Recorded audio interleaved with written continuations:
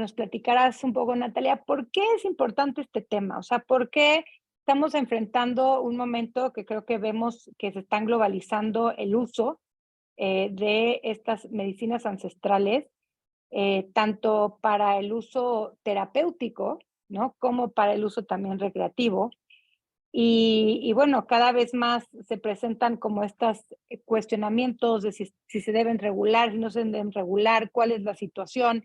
Y creo que nada más es que estamos abriendo la conversación a cuestionar cuál es su estatus y cuáles deben de ser sus usos. Pero, ¿cuál es la importancia de este tema hoy en día? O sea, creo que la importancia realmente es que estas tecnologías ancestrales, ¿no? Más allá de que si son plantas o hongos, sino realmente son tecnologías en el sentido en el que acarrean consigo mismas sistemas de salud, por ejemplo, o sistemas tradicionales de entender la vida misma, ¿no? Entonces, por ejemplo, vemos cómo hay una crisis de salud que, si bien no es exclusiva de este momento, sí que se ha visto detonada por ahora. Hay a su vez una crisis en la biomedicina, en donde no hay, por ejemplo, nuevos componentes para la salud mental, en la psicofarmacología. O sea, no hay nuevos antidepresivos, no hay nuevos ansiolíticos. Entonces, realmente estas tecnologías vienen un poco a reparar todo lo que la biomedicina no ha podido facilitar para personas que no encuentran solución a un tema de salud, ¿no? Entonces, por un lado es de cara a los usuarios, por así decirlo, es obviamente son personas que han encontrado en estos componentes, en estas tecnologías, soluciones para la salud mental o la salud biopsicoemocional, como la reconocen los pueblos indígenas, como la salud que va algo mucho más allá de nada más algo mental o algo físico. Y por otro lado, pues todas estas sustancias son de uso ancestral. Entonces, por ejemplo, en nuestro país, en México, pues traen la memoria antigua de los pueblos que nos dieron origen como nación, que también pasaron por un proceso de colonización, en donde obviamente en tiempos de la Santa Inquisición, pues había, digamos, leyes específicas para prohibir el uso de estas sustancias y demonizarlas como una parte de la colonización espiritual de la iglesia en nuestro país, ¿no? Entonces creo que este tema es importante por esas dos raíces. Una es por la justicia restaurativa de por fin traer reconocimiento a los pueblos originarios que han utilizado estas sustancias de manera milenaria, pero que se han visto impedidas usarlas, dado los contextos legales desde hace 400 años. Y por otro lado, los derechos que tienen las personas usuarias a obtener los beneficios terapéuticos que arrojan estos modelos de salud. Y me encanta esta perspectiva que le das desde la visión jurídica, ¿no? Porque al final tú eres una especialista en Derecho Internacional de los Derechos Humanos. Así que, pues, un poco ya empiezas a decir por qué esta situación involucra ciertos derechos, ¿no? Como dices, el derecho de las personas el derecho de los pueblos indígenas, el derecho de las personas usuarias. No sé si tienes alguna otra como perspectiva de por qué esta situación es un tema de derechos humanos también.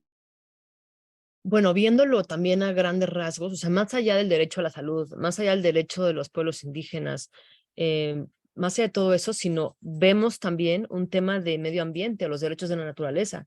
O sea, porque, por ejemplo, cada una de estas sustancias están, digamos, están siendo resguardadas por ecosistemas que también han estado en riesgo, ¿no? Como, no sé, el desierto de Viricuta para el caso del peyote, la Sierra Mazateca para el caso de los hongos, la selva amazónica para el caso de la ayahuasca, bueno, la hoja de coca, ¿no? Que si bien no es como psicoactiva propiamente, pues es una planta fundamental para la cosmovisión andina amazónica y que de hecho es una de las pocas sustancias que está prohibida, ¿no? Como algo completamente colonial, está prohibida como una sustancia que degenera la raza, ¿no? Entonces, cuando ves por qué están prohibidas estas sustancias, pues es realmente un tema muy colonial, pero además impacta directamente a los territorios porque no se han bioconservado como esos ecosistemas que son necesarios para la existencia de estos saberes. Entonces, hay una intersección también en los derechos, digamos, de la naturaleza o del medio ambiente, ¿no? O vemos, por ejemplo, como los pueblos indígenas que han logrado preservar el agua, ¿no? Algo que es fundamental pues de cara al futuro, ¿no? Por ejemplo, no hay sustancia alguna que no necesite el agua, ¿no? Si bien la ayahuasca necesita el agua, el peyote, los hongos vienen del agua, ¿no? El xijón, como dicen los mazatecos, viene del rayo de la lluvia. traen esta responsabilidad de garantizar la continuidad del agua, ¿no? Entonces, ver realmente cómo está completamente todo vinculado, ¿no? En la cosmovisión indígena no se entienden las cosas por separado, todo hace parte de una unidad. Entonces, yo creo que estas tecnologías vienen también a recordarnos que no hay una separación con la naturaleza, ¿no? O sea, que realmente eso es una ilusión que hay que trascender. Entonces, esto también trae, yo creo que desde mi perspectiva, un tema de derechos en el sentido de medio ambiente, ¿no? Y del agua y de bioconservación de estos ecosistemas, de estos biomas. Mm. Oye, Natalia, y todas estas sustancias están, me imagino, fiscalizadas como drogas. O sea, están, o sea, prohibidas porque se consideran drogas. ¿Desde cuándo? Me sorprendía como ahorita escucharte como que hablar desde la colonización, ¿no? Como que lleva siendo un tema muy antiguo, pero ¿en qué momento se puso en la ley que son drogas y en qué momento no ha habido una intención, sobre todo en nuestro país, de reformular esto? Ujú. Sí, o sea, su primera prohibición fue en 1620, en la Santa Inquisición, y hubo también juicios, ¿no? A las personas de estos pueblos originarios que utilizaban estas plantas. Ese es como el primer registro que se tiene de una ley prohibitiva. Y después, obviamente, el prohibicionismo pues se fue de alguna forma camuflajeando en diferentes leyes, ¿no? Hubo un momento en donde, por ejemplo, fue Lázaro Cárdenas quien legalizó absolutamente todas las drogas. Entonces, por un periodo de tiempo muy corto, todas las sustancias fueron legales en México. Claro, en ese momento el uso, digamos, más era la heroína o este tipo de sustancias del opio. Estos como enteógenos, como les llaman ahora, no estaban en la mira, sin duda, pero eso nos habla de cómo realmente se fue transicionando de un sistema muy prohibitivo a uno que no era prohibitivo, porque el general Lázaro Cárdenas tenía esta idea de a las personas que tienen uso problemático, por no decir adicción, había que tenerlas cerca y no lejos. Entonces era incluso el gobierno quien facilitaba el opio, sabiendo su pureza, sabiendo su calidad, en lo que hoy le llamarían reducción de riesgos, ¿no?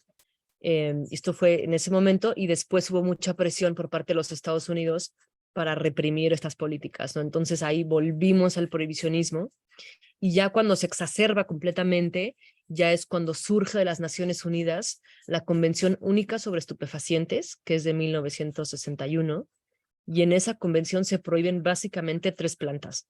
El opio, porque había un problema gigante con China y las colonias británicas, y entonces se prohíbe el opio en primer lugar. Después se incluye el cannabis, sin ninguna evidencia científica, como ya se ha reconocido incluso por las Naciones Unidas. O sea, ahí nos damos cuenta que nunca se utilizó la evidencia científica o incluso primero hacer investigación para luego saber si realmente eran riesgos para la salud. Se sube el cannabis como una sustancia prohibida y finalmente la hoja de coca porque se consideraba que degeneraba la raza y que incitaba a los malos olores y al vagabundismo bajo una perspectiva completamente colonial, ¿no? Entonces esas 3 plantas quedaron prohibidas en ese primer, digamos, momento de Naciones Unidas.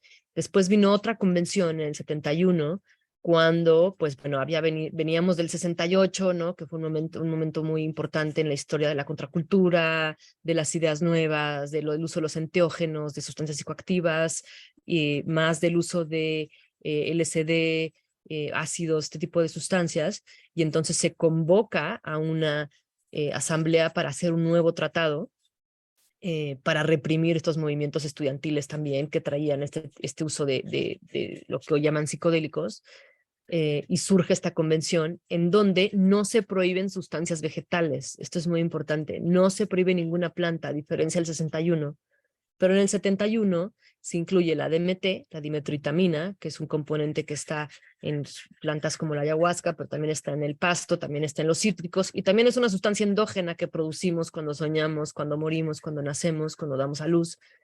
Se prohíbe la DMT, se prohíbe la LSD, la MDMA, y se prohíbe la mescalina, la psilocibina.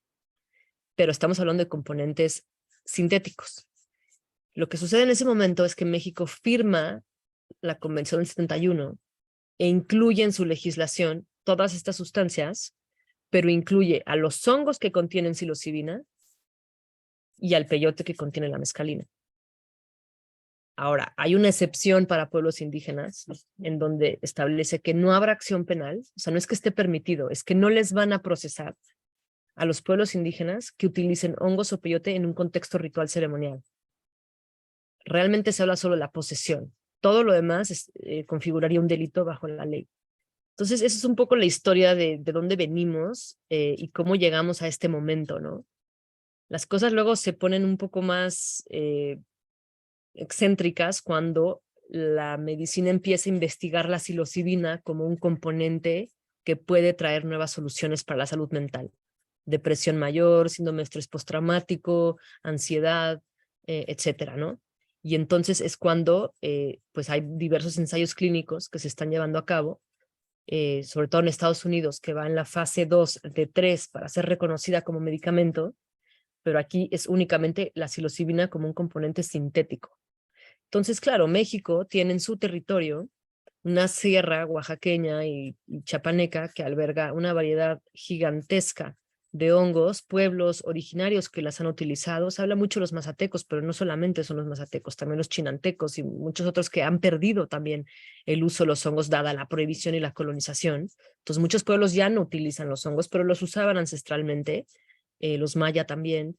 Y entonces ahora, pues claro, es en este momento en donde la psilocibina está a punto de ser un medicamento, pues México sigue obviamente muy atrasado en el momento de no reconocer no solamente los potenciales terapéuticos de la psilocibina, sino de los hongos, como estas entidades que son mucho más complejas y que con los pueblos originarios hemos aprendido que hay una cosa que se llama polifarmacología, que no es nada más la psilocibina, que puede tener muchos beneficios terapéuticos, pero es el hongo en sí, tiene otros componentes que hace que interactúen entre ellos de una manera mucho más rica, que ofrecen una otra alternativa más allá de un solo componente que está siendo investigado. Entonces, es una oportunidad única e histórica, uno, para que México repare la visión colonial sobre el uso de estas sustancias. Segundo, para impulsar la investigación intercultural, que es lo que hemos estado, por lo menos desde la sociedad civil, tejiendo con las autoridades para que realmente pueda haber una investigación por parte de la biomedicina, pero una investigación también por parte de la medicina intercultural, para entonces generar nuevas como epistemologías en la ciencia para que realmente se pueda atender a la salud con ambas sistemas de salud, ¿no? Y tercero, pues obviamente porque en un mundo en donde vemos que la psilocibina está a punto de ser medicamento de una sustancia que ha estado prohibida durante muchos años, pues México debería tomar una postura en donde es guardián de estos conocimientos, ¿no? Entonces, creo que son esos tres escenarios que son únicos en este momento. Oye, Justo Nat, yo te iba a preguntar, perdón, no, bueno, tú ya, vas. no tengo una pregunta, pero como previa. Estás hablando como de varios términos, ¿no? O sea, de pronto se usa un término como drogas, de pronto estás usando un término que es el enteógeno, de pronto se habla como de sustancias psicoactivas, ¿no? Y no sé, desde el entendimiento que yo tengo es como si hay sustancias que pudieran ser adictivas, que no son medicinas ancestrales, ¿no? Yo te quiero preguntar, si nos explicas desde tu visión, ¿cuál es la diferencia? O sea, ¿le podemos hablar que la psilocibina es una droga o no? O para ti, ¿cuál es la diferencia entre estos términos? Y si nos los puedes explicar también para la audiencia. Sí, o sea, esta confusión es solo normal porque venimos de un sistema como prohibitivo que ha venido como parchando las cosas y cuando no ha podido prohibir puntualmente cosa por cosa, entonces generan estas narrativas y estas palabras que incluso son muy confusas. O sea, por ejemplo, el término, bueno, el droga, ¿no? O sea, normalmente es una palabra que viene del sistema anglosajón. El sistema anglosajón, una droga es un medicamento. Entonces ya venimos confundidas en el sentido de, podríamos decir que la aspirina es una droga, ¿no? Pero en español, castellano, eso tal vez no funciona.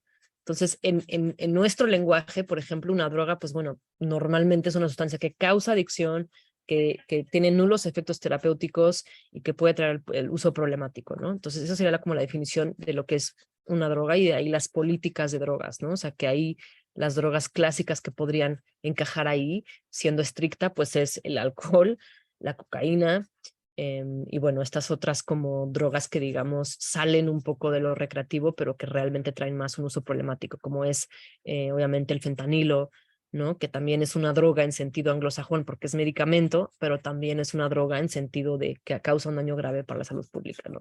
Entonces después tenemos este otro término que le llaman como enteógenos, que es como un misterio porque realmente la ciencia no quiere utilizar este término porque realmente lo que significa es como conectar con una divinidad o como una especie de diosa interior o dios interior, y entonces ese término a la ciencia no termina de agradarle porque invoca a una divinidad.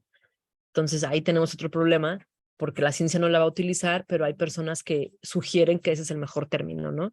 Eh, y bueno, son estas sustancias que pueden traer efectos visionarios, ¿no? Después viene el alucinógeno, que es algo que se utiliza mucho en la legislación, por ejemplo, mexicana, o sea, los hongos están prohibidos, pero dice hongos alucinantes en todas sus variedades. Pero el término alucinación es muy problemático, porque eso sugiere que eso es algo que puede traer una patología. Sin embargo, en las cosmovisiones indígenas, lo que la ciencia denomina como alucinación es simplemente una visión que de hecho es deseada para un proceso de sanación. Y la alucinación la vemos cuando dormimos, estamos alucinando, cuando vamos al teatro estamos alucinando, sin embargo, tiene una connotación negativa en la ley. Entonces es un término que, por lo menos desde la parte legal, es súper problemático porque puede dar pie a mucha arbitrariedad, en el sentido de decir, esto está prohibido porque es un alucinógeno, ¿no? Entonces se viene descartando desde el término legal, pero en la ciencia se utiliza bastante en el sentido en el que activa el sistema nervioso central. No es tanto como alucinación en sentido más como de salud mental, ¿no? En donde es visto como una patología. Después muchos utilizan sustancias psicoactivas, pero claro, ahí se viene la cuestión de qué es la psicoactividad, en el sentido en el que un café trae psicoactividad porque activa la psique. Entonces muchas sustancias pueden ser sustancias psicoactivas sin que realmente sepamos de qué estamos hablando. Y después vienen los llamados psicodélicos, ¿no? Que también es como esta forma de poder englobar de alguna forma todas estas sustancias visionarias, enteógenas, que conectan con la tierra, que vienen de un uso ancestral, que traen propiedades terapéuticas, etcétera. Pero la problemática ahí es que los pueblos indígenas jamás hablarían de sus plantas como un psicodélico, ¿no? Que en realidad el término es muy bonito porque, o sea, si se toma su origen, que es del griego, que es como viajar a través del alma, ¿no? Entonces, si fuera ese término el que se utiliza, pues es muy bonito, pero los indígenas pues lo ven más como medicinas ancestrales, ¿no? Como guardianes de la tierra, como ejes fundamentales para su cosmovisión. Entonces, todo este rollo, para resumir, que es muy difícil saber qué término utilizar cuando hablamos de estas sustancias, porque ni siquiera hay un consenso. Desde mi punto de vista, a mí me gusta este no consenso porque ni siquiera podemos nombrarlas, ¿no? Entonces es como este misterio de a veces está bien que no podamos ponerle nombre a todo, porque es cierto que cada sustancia o cada planta, cada entidad o cada tecnología funciona muy distinto sobre el sistema nervioso central. Entonces no debemos tal vez de encontrar un nombre común, sino reconocerlas como cada una es muy diferente, ¿no? En su farmacología y en las maneras en las que se utiliza por los pueblos que la resguardan. Entonces, yo ahora escuchando que lo que está por legalizarse en Estados Unidos es la sustancia quizá tratada en laboratorio o no sé, como que quería preguntarte tú, ¿cómo te sientes? O sea, si eso es como la causa por la que tú vas también, ¿qué tanto sí va a ser un avance eso, que legalicen la sustancia, o qué tanto es también alejarnos como de esta otra parte de legalizar al hongo o de hacer su uso como más ancestral?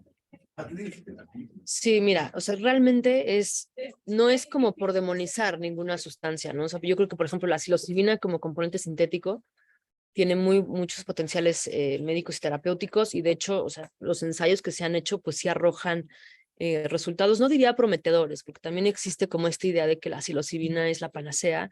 Sinceramente no lo es, eso nos dice la ciencia, en el sentido en el que trae los mismos efectos que un antidepresivo, sin los efectos secundarios de un antidepresivo. Eso es muchísimo, pero tampoco es como una varita mágica que va a traer esta solución para la salud mental. Sin embargo, es muy deseable, ¿no? Ante la falta de investigación de nuevos componentes para la salud mental, es lo más cercano que se tiene a un antidepresivo sin los efectos secundarios, lo cual ya es impresionante. Entonces, todo esto se ha dado porque, claro, para que sea medicamento tiene que pasar por un ensayo clínico, por legislación de la FDA y también en Europa, ¿no? Entonces van en ensayo 2 de 3, en la fase 2 de 3, perdón, del ensayo clínico, y muchas de estas investigaciones también están financiadas pues por farmacéuticas que traen interés en los psicodélicos para que esto sea reconocido como medicamento, para entonces medicalizar la sustancia. Entonces, no es por demonizarlo, porque ese sistema puede funcionar para mucha gente. Por ejemplo, los psiquiatras, dado el paradigma de salud bajo el que ellos trabajan, necesitan saber cuál es el exacto gramaje de psilocibina que le están dando al paciente y medirlo y hacer sus gráficos y saber exactamente cuánto se le está facilitando. Entonces, esa parte pues es importante para la psiquiatría, por ejemplo. Sin embargo, en otro contexto indígena, pues obviamente ni siquiera saben qué porcentaje o qué gramaje de psilocibina hay en un hongo. Sin embargo, es lo que tú dices, ¿no? Es como realmente hay una interacción de otras cosas, de otros componentes que entran al juego cuando está el hongo. Y por eso el conocimiento ancestral es tan importante, porque no cualquiera puede facilitar estas experiencias sin el conocimiento ancestral. Y claro, el problema empieza un poco a subir de nivel cuando sabemos que los hongos tienen también un uso recreativo. Entonces el gobierno ha sido muy enfático, por ejemplo, en que esa parte no es algo que debiese ser regulada, porque también hay una especie de pues mezcla a veces, ¿no? Vemos como mucha gente joven que está mezclando alcohol con hongos o otras sustancias, ¿no? Entonces, como realmente esto puede sí traer un riesgo para la salud, pero es realmente lo que se quiere traer a la parte más, o más bien salir de la parte más gris o de la oscuridad de la ley, es traer los hongos a un lugar en donde, uno, se haga justicia restaurativa con los pueblos indígenas, y dos, se les permita también ejercer su medicina tradicional, y tres, pueda haber eventualmente personas entrenadas que puedan hacer estas terapias con el hongo entero y no nada más con la psilocibina en un contexto clínico un poco frío, un poco más, ¿no? Que puede funcionar muy bien para muchas personas, pero la idea también, yo creo, y es algo que los pueblos indígenas han venido sosteniendo durante tanto tiempo, es realmente revivir el sistema de conocimiento ancestral, o sea, en cómo se entiende y se trata la salud. Creo que esa es la parte que amerita que también la biomedicina aprenda, ¿no? Cosas distintas de cómo se entiende la salud. Oye, Nati, un poco entrando en este tema de México, ¿no? Y de cómo usar o poder usar esta sustancia, que además creo que es claro que la importancia de que México le entre a este debate, pues simplemente es que yo creo que pocos países en el mundo pues tienen son guardianes de esta sabiduría desde la cosmovisión ancestral, ¿no? Además de la riqueza obviamente natural que naturalmente tenemos específicamente de los hongos y de otras plantas, ¿no? Como lo puede ser el peyote, como lo puede ser el tepescohuite, etcétera, ¿no? Pues tú has estado muy vinculada ahí en el Poder Legislativo y están presentando esta iniciativa de ley, pues justamente para poder abrir este debate, ¿no? Hicieron un foro intercultural de medicina enteógena, que me gustaría que muy brevemente nos platicaras un poco de qué se trata o qué está tratando de hacer esta ley. ¿Se trata únicamente de la psilocibina? ¿Se trata de las medicinas ancestrales? ¿De qué se trata esta iniciativa? Bueno, realmente, o sea, el foro también surgió como una respuesta también de los pueblos indígenas, porque el año pasado, en el 2022, arrestaron a 8 personas por traer ayahuasca a México, y esto es la primera vez en la historia de las personas que utilizan ayahuasca en México, porque también tiene un uso religioso, no nada más un tema de pueblos indígenas, sino también ayahuasca tiene un tema de uso religioso reconocido por la DEA, por Brasil y por diferentes países. Entonces, cuando arrestan a estas personas, 4 de ellas indígenas, obviamente incluso en México diferentes autoridades indígenas tuvieron la necesidad de responder como un acto completamente colonizador y era como la vuelta a 1620, ¿no? Porque además hay que dejar claro que la ayahuasca ni siquiera está en la Ley General de Salud. La ayahuasca contiene DMT, pero es la DMT sintética la que está fiscalizada, ¿no?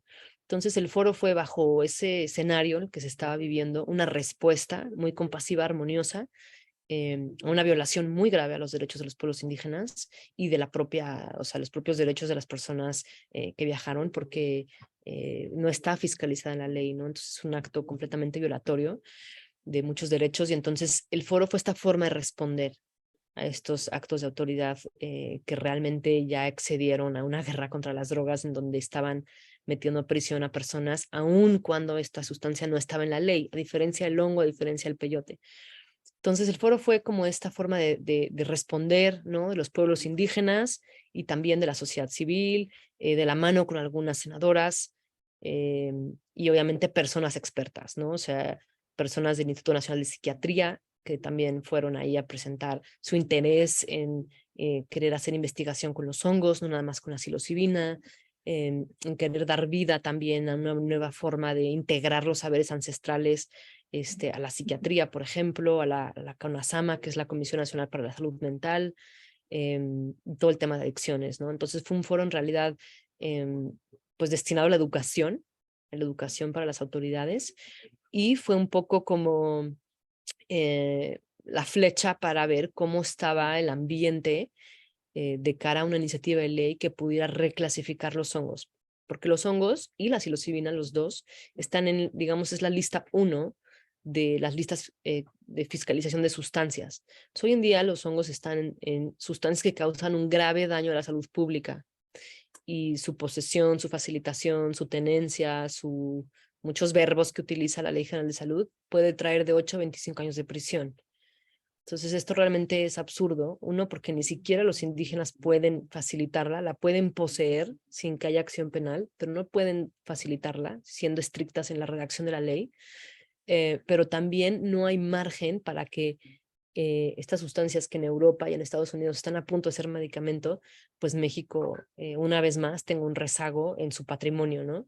Y es lo que decías, Janet, bueno, o sea, México es el país que tiene más flora y fauna psicoactiva en el mundo. Entonces, ahorita hemos hablado de algunas sustancias, pero ni siquiera conocemos todas, ¿no? O sea, hay muchas sustancias que se perdieron en la colonización, en la Inquisición. Quedan algunos códices de los cronistas en la colonia que un poco se encargaron de dejar rastro de un poco de esto, pero muchas de ellas se perdieron, muchas de ellas ni siquiera están en la ley, muchas de ellas ni siquiera las vamos a conocer. Entonces, es como esta idea de ir prohibiendo sustancia por sustancia, es volver al prohibicionismo, que también ha dejado pues muchos efectos secundarios, ¿no? Negativos en nuestro país. Pero y entonces, bueno, ¿cuál sería la propuesta que, o digo, desde tu visión o desde lo que se está presentando, se presentará el 1 de septiembre? Porque hablas como más de la psilocibina, ¿no? A mí se me hace interesante esto que dices, como está prohibida la sustancia del DMT, pero no en sí la ayahuasca, aunque la ayahuasca contiene DMT, ¿no? Y luego, bueno, sí me gustaría que hablaras de esta iniciativa para ver cómo logramos, o sea, cómo se logra no enunciar sustancias y más bien, porque hacer como un tema integral en donde pues sí se contemple, también hay como decías, un uso recreativo no informado, etcétera, que sí puede ser un riesgo para la salud pública, ¿no? Creo que por eso en este contexto se trata más de la medicina ancestral. Pero ¿cómo hacer para contemplar todas estas variables en una propuesta? Mira, lo que se está proponiendo con sus complejidades, llevamos más de 1 año y medio trabajando en esto porque ha sido muy complicado realmente, como dices, encontrar un marco que sea lo más responsable posible sin caer en la sobreregulación, ¿no?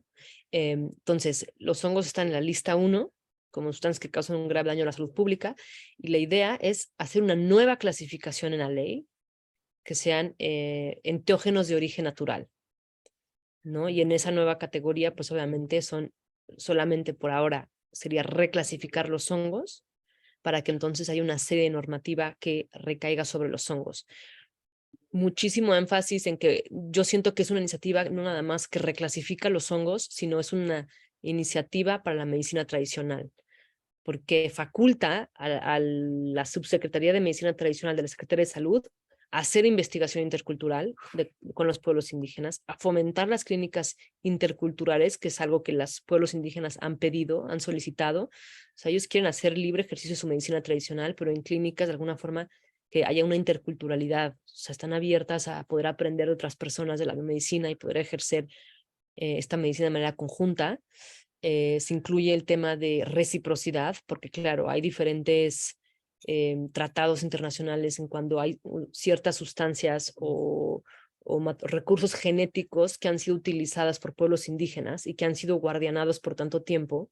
Y digamos que cuando el mundo occidental conoce estos componentes, estos recursos genéticos, tiene que haber beneficios compartidos para la comunidad que la preservó.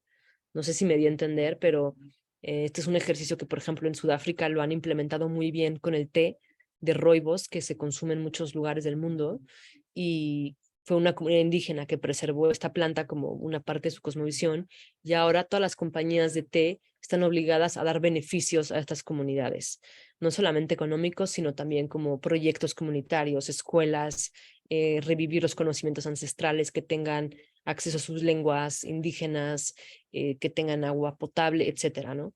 Entonces se está buscando algo así porque hay muchas compañías que han presentado patentes para la psilocibina.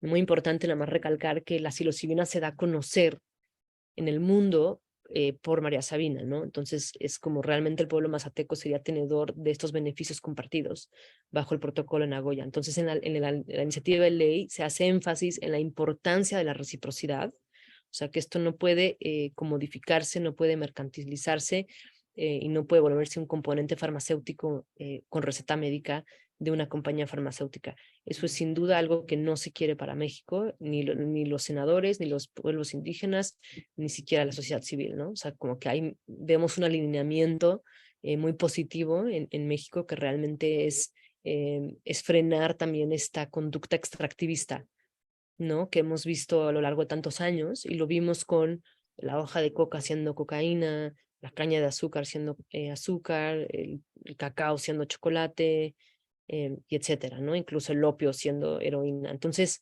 lo que no queremos de nuevo, yo creo que mucha gente coincide, es que no sea el hongo convertido únicamente en psilocibina para que personas con una bata blanca puedan recetar, sino que realmente se trata de una reforma de medicina tradicional que trae la bioconservación también, de estos sitios donde crecen estas sustancias, y bueno, pues con la eventual mira para que sustancias que están todavía en la lista puedan formar parte de esta nueva clasificación de enteógenos de origen natural, que tendrá una regulación mucho más medioambiental, mucho más de reciprocidad, mucho más de pueblos indígenas, y sobre todo de darles a los pueblos indígenas también cierta prioridad sobre el conocimiento, ¿no?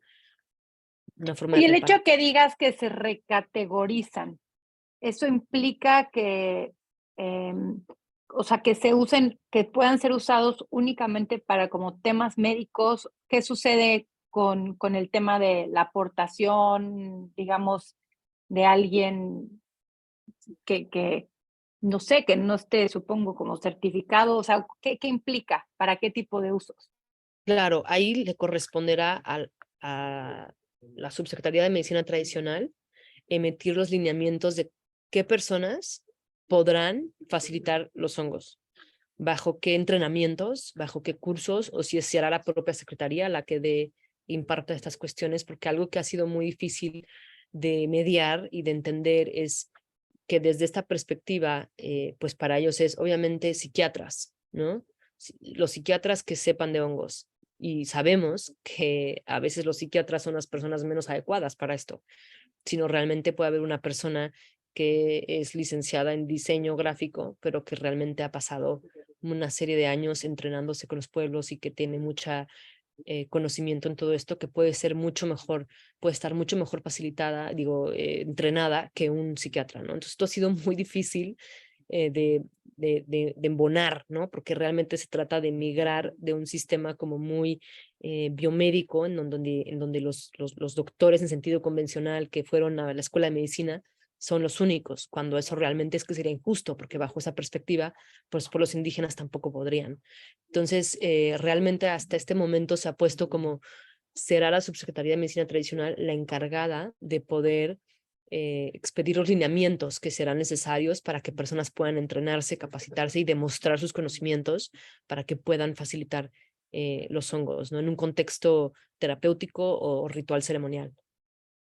¿Y qué tan cercano lo ves tú, Natalia? O sea, tomando en cuenta, porque suena hermoso y suena, o sea, precioso, la intención me encanta, o sea, como esta diferencia que están haciendo también con otros países, pero bueno, entendiendo cómo funciona también nuestro país y que también estamos bajo la influencia de Estados Unidos y que seguramente si se legaliza ya con el uso de la psilocibina como más como un medicamento, ¿qué tanto crees que esto pueda avanzar así tan puro, ¿no? Como tú lo estás, o como ustedes lo están planteando?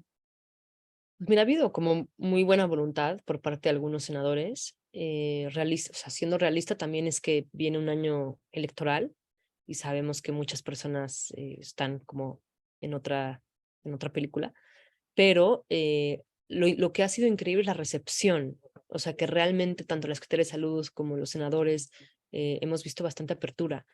Entonces, obviamente sabemos que tendría que haber demasiada voluntad por parte de las autoridades para que esto realmente pasara.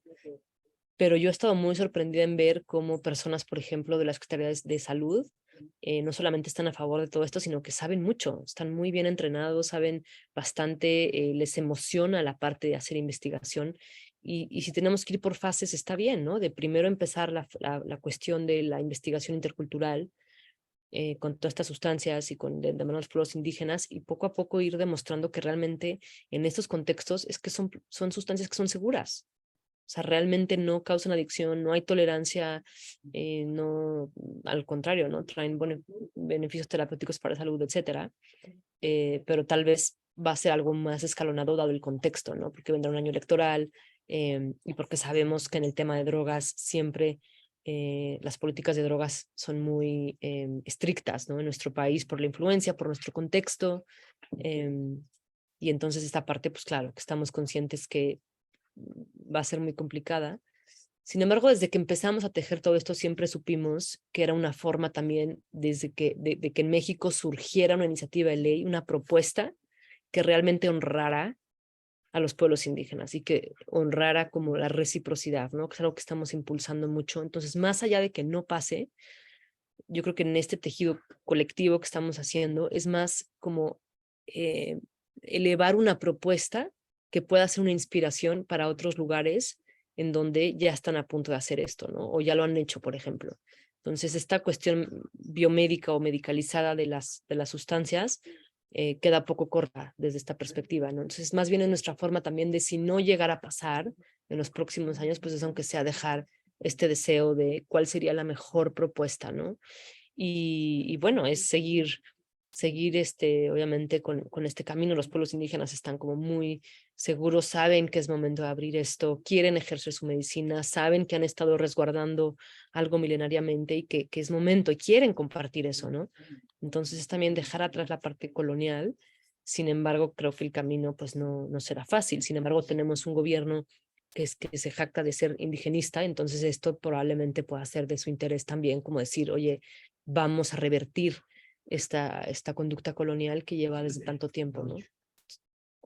Bueno, ahí también tenemos el debate de la marihuana, ¿no? Que tampoco ha avanzado, que creo que, no sé, entiendo por lo que escucho un poco la vertiente de diferencia que tiene sobre el uso medicinal de la marihuana, pues es el de los pueblos indígenas, ¿no? Que entiendo que el de la marihuana no lo tiene, ¿no? Sí, exacto. Y digo, fue por esa parte, ¿no? Que no hay realmente como un uso como ancestral o arraigado. Y también, pues el tema de que sí había otros intereses más farmacéuticos que estaban queriendo poner la mira en México. Creo que también por esa razón se echó para atrás el tema de cannabis, justamente para no replicar un modelo que en México no sonaba orgánico, ¿no? Entonces las distinciones con cannabis son bastante grandes, ¿no? En el sentido de que la de cannabis se frenó por los intereses que se empezaron a ver y porque se sintió que realmente era mejor seguir un poco con la despenalización de facto, con el amparo en COFEPRIS, que traer toda una regulación que generaría una industria en nuestro país, ¿no? Y obviamente los hongos lo que se trata justamente es de que no se genere una industria, porque tenemos los pueblos originarios aquí, y obviamente pues sí, atender el tema de los usos recreativos, porque es cierto que sí puede generar un daño a la salud pública, siempre y cuando haya un uso también como responsable, ¿no? Entonces los hongos es únicamente para el uso terapéutico, únicamente, exclusivamente. El uso recreativo sigue penado. Obviamente yo es una visión que no comparto, la de criminalizar el uso de cualquier sustancia. Sin embargo, entiendo que los gobiernos traen sus ritmos y a veces creen que el prohibicionismo es la mejor forma de mantener el control de la salud. Sin embargo, vemos que eso nunca ha sido así. O sea, jamás el prohibicionismo ha realmente traído un uso responsable. Al contrario, ha generado mercados ilícitos, no hay reducción de riesgos porque las personas no saben qué están consumiendo, porque vienen de los mercados ilícitos, trae, ¿no?, de una mezcla de sustancias, no hay educación, no puedes formar a personas en que entiendan qué es lo que están consumiendo, etcétera, ¿no? O sea, desde mi punto de vista, desde la reducción de los riesgos y desde las políticas de drogas que realmente pueden funcionar, nunca es el prohibicionismo lo que puede arrojar resultados positivos, pero es la forma del gobierno de lidiar con todo, ¿no? Entonces es como se va a mantener prohibido lo que no quieren tomar, ¿no? Y tomar responsabilidad. Pero bueno, por ahora creo que vamos por pasos y el uso terapéutico creo que va a ser como el paso más acertado, ¿no? Oye, Natalia, y a mí me sorprende que, o sea, pareciera como que los hongos no están fiscalizados, ¿no? O sea, yo veo que a diferencia de la marihuana o de otras sustancias, o sea, la gente los anuncia la venta de microdosis, la venta de las sustancias, o sea, como por todos lados. O sea, a mí me sale todo el tiempo en Instagram publicidad pagada, por todos lados. O sea, alguien hace poco me dijo que hasta los pidió como que en internet y como que les llegaron así, ¿no? Como muy, muy fácil. ¿Y cómo está esto? O sea, el gobierno no está poniendo como la mira en eso en este momento, porque observo que no lo hacen con el cannabis, por ejemplo. Nunca me ha salido una publicidad de, ¿no? O sea, o cuando he querido de pronto comprar, es como que todo por debajo del agua, pero con los hongos es como si a nadie le importara. Sí, sí, ha habido como un boom últimamente, sobre todo yo creo que post pandemia, ¿no? Yo creo que también la gente empezó a realmente encontrar soluciones en esto, pero es cierto que se siente un poco a veces fuera de control, ¿no? Y ahí es la importancia de educar a las personas consumidoras, ¿no? Sobre todo, porque si tienes una sustancia que tiene estos potenciales terapéuticos y médicos y no la tomas en un contexto apropiado, pues te estás perdiendo de los beneficios terapéuticos que te puede ofrecer. Sin embargo, también esto responde a una demanda, ¿no? Entonces también es como, sin ánimo de criminalizar al usuario, es como realmente, si te pones a pensar, es como esto está nutriendo una demanda de una sustancia que trae algo, ¿no? O sea, sin calificar qué es lo que trae, pero, o sea, realmente es algo que merece la pena estudiar, ¿no? Como, o sea, realmente cuáles son los beneficios que las personas están encontrando, que hay tanta demanda, que hay una oferta que la está cumpliendo, ¿no?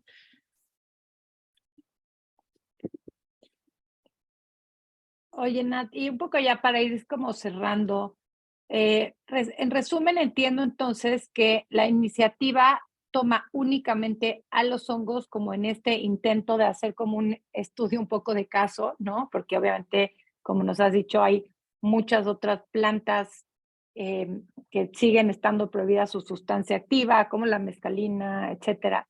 Pero la intención es como tomar específicamente la psilocibina con todos los estudios que están habiendo a nivel internacional para empezar a generar un modelo, ¿no? O sea, un modelo de cómo se puede usar, cuáles serían los lineamientos, etcétera, ¿no? Entonces, ese es, y que, como decías, el día de mañana, si pasa y si esto funciona, pues se puede aplicar también para estas sustancias, ¿no? Pero, por ejemplo, digo, nada más entendiendo el ejemplo que decías del DMT, ¿no? Ujú. El DMT como sustancia está prohibida, que Ujú. sería lo mismo que decir si la psilocibina estuviera prohibida y por ende prohíbes el hongo, el DMT está prohibido y por ende la ayahuasca no, pero realmente ustedes en sus casos lograron, entiendo, comprobar que no es lo mismo la sustancia que la planta, o sea, si la sustancia está, digamos, no es ilegal, puede que la planta sí sea, o cómo funciona esa parte. ¿Sí me Sí, o sea, expliqué mi pregunta? sí, sí, o sea, realmente es, o sea, lo que se está planeando es reclasificar los hongos a enteógenos de origen natural y la psilocibina también como sustancias que ahí sí profesionales de la salud podrán facilitar. Por una razón muy sencilla también, cuando en Estados Unidos un medicamento pasa el ensayo clínico, es decir, fase 3, o sea, pasa la fase 3 y se declara un medicamento, la FDA y la COFEPRIS tienen un acuerdo en donde los medicamentos que son reconocidos como tal en Estados Unidos automáticamente son reconocidos en México como medicamento. Lo anterior o sea, significaría que aunque no reclasifiquemos la psilocibina sintética, digamos, eventualmente en Estados Unidos cuando sea un medicamento, en México automáticamente lo será. No queremos llegar al absurdo en donde la psilocibina sea considerado un medicamento y los hongos estén como sustancias que causan un grave daño a la salud pública. O sea, creo que eso sería ya el colmo de las políticas de drogas en nuestro país. Por esa razón, estamos reclasificando la psilocibina a la lista 3, que son sustancias que profesionales de la salud pueden facilitar, y los hongos a una nueva clasificación, porque sinceramente en ninguna de las listas preexistentes hay espacio para estas tecnologías, ¿no? Entonces, por esa razón se crea una nueva categoría en la ley. Pero la idea es que profesionales de la salud más de la biomedicina puedan hacer tratamientos con psilocibina, mientras que pueblos originarios y las personas debidamente capacitadas también puedan hacer el tema de los hongos, ¿no? O sea, eso si no pasa la ley, sí habría esa contradicción, digamos, de que por un lado va a ser legal y por otro lado va a ser ilegal. Exactamente. Mm. Sí, llegaremos a Ok. ese punto si no se toma acción en donde la psilocibina sea legal y los hongos ilegales, ¿no? Pero Mm. creo que es un absurdo. Y esta es una pregunta más personal, pero bueno, no sé si personal. ¿Hay manera como de unirse a la causa, apoyar, sumar esfuerzos? O sea, como que no se sienta como que es un grupo Ujú. reducido el que está moviendo esto, impulsando esto. Pues yo creo que de cara a la presentación de la iniciativa sería muy bueno que se sepa, ¿no? Que hay como toda una comunidad o todas las personas que han encontrado beneficio en estas moléculas, componentes, plantas, enteógenos, ¿no? Sería muy bueno, ¿no? Que realmente se sepa que no es nada más un grupo de personas.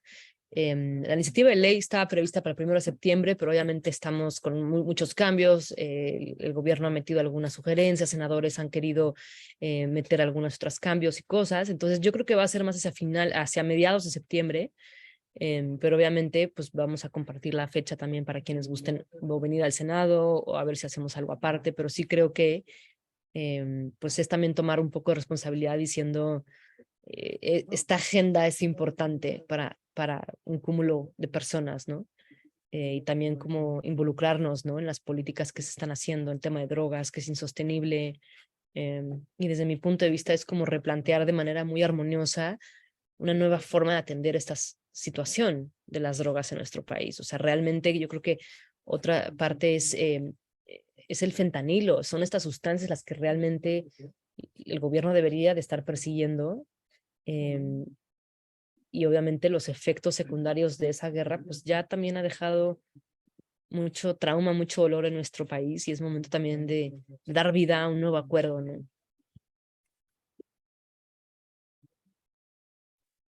Okay.